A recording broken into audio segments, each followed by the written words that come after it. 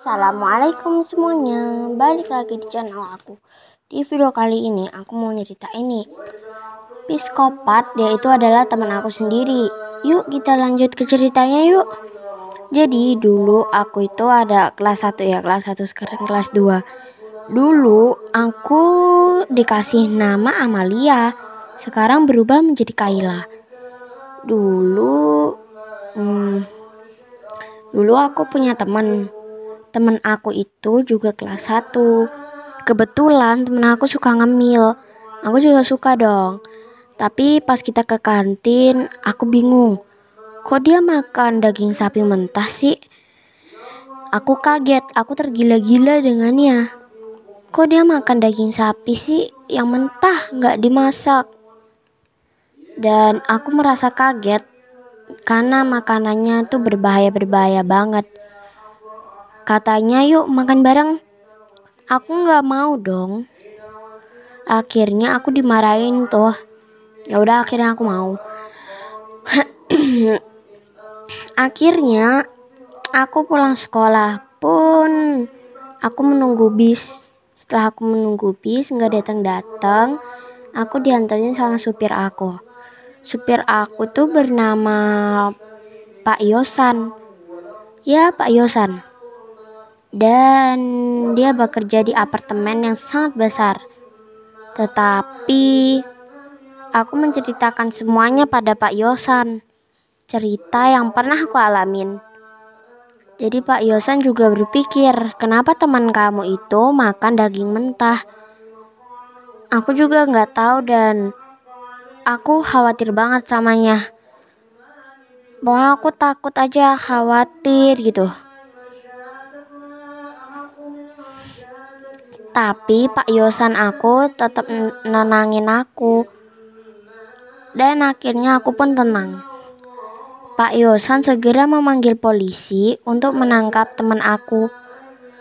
Aku berkata, jangan dulu Pak Yosan, kita lihat dulu buktinya.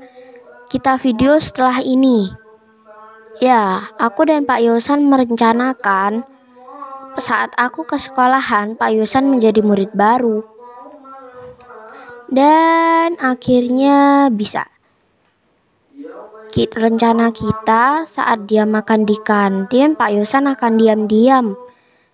Pak Yosan diam-diam untuk memvideo anak itu. Anak itu emang aneh sih kelakuannya. Katanya dia tuh suka daging, tapi kan gak mungkin makanannya kayak gitu. Katanya dia cuma makan daging mentah setiap hari, tapi dia suka kok. Akhirnya aku juga diajak lagi deh ke kantin. Dia sama makan makanan yang kayak kemarin. Terus katanya, aku berkata, apa sih enaknya makan makanan kayak gitu? Buang cepat. Dia tidak mau buang, malah memarahi aku. Akhirnya sudah divideo dengan Pak Yosanku dan dilaporkan ke polisi.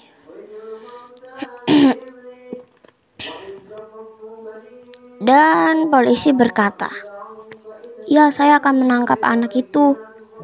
Saat teman aku makan, polisi ini diam-diam untuk menangkapnya. Polisi ini juga punya 5 bantuan polisi lain. Karena aku udah bilang sih, dia itu larinya cepat dan kalau dipegang pun susah. Akhirnya polisi membawa semua karyawannya. Akhirnya saat dia makan, Pak polisi mulai tahu. Oh, anak ini makan daging mentah. Tapi setelah itu anak ini ternyata bukan teman aku. Dia adalah orang lain yang makan daging sapi yang sudah digoreng.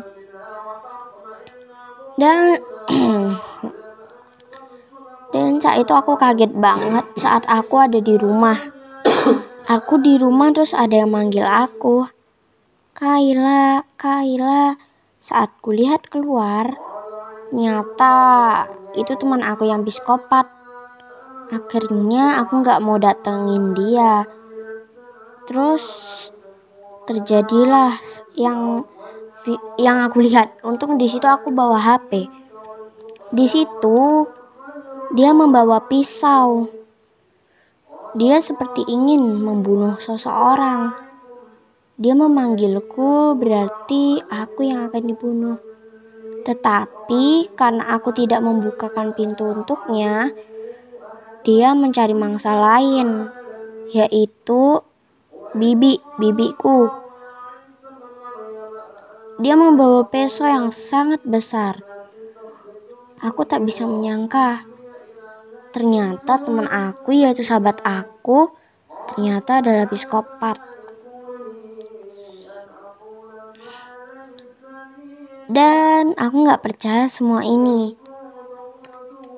Bibi aku yang telah dimakan karena aslinya bibi aku tuh ketiduran. Dan dia menjemur sebuah baju tadi sore. Dan akhirnya kan buka. Dan akhirnya sahur. Dan bibi aku ini setelah sahur ketiduran. Jadi lupa deh dengan jemurannya. Akhirnya mau diambil sama bibi aku. Tapi setelah diambil, ternyata teman aku mengeluarkan sebuah pisau dan siap-siap untuk membunuh bibiku. Aku sangat ketakutan. Yang aku bisa hanya mengintip. Aku gak bisa berlaku yang lain dengan bibiku. Dan di ruangan pun, di kamar, aku nangis-nangis dan terbahak-bahak. Kok terbahak-bahak? Itu mah ketawa. Aku nangis. Pokoknya aku nangis. Aku melepas jilbab dan aku berkata dengan mama. Aku menelpon mama lewat WA. Dan ternyata mama aku kaget banget. Akhirnya mama aku memutuskan buat pulang dan di situ mama aku membawa polisi. Dan papa aku juga bawa polisi. Jadi polisinya 3, terus 3 jadi 6 kan. Akhirnya aku menunjuk teman aku itu yang psikopat. Aku pun hanya di kamar saja. Aku menunjuk dan ternyata teman aku tuh ya benar, dia adalah sebuah psikopat. Rambut aku dulu sangat pendek dan tidak dikucir. Dan teman aku mengaku dan dia berkata, "Hei, bukan aku. Aku hanya mencari tumbal. Jangankah kamu seperti itu? Aku hanya mencari tumbal." Tumbal bukankah sama dengan yang membunuh? Akhirnya teman aku mengaku dong. Dan aku bantuin. Dan aku bawa ke polisi. Akhirnya teman aku setelah sekian lama di penjara. Dia memohon dan memohon untuk keluar.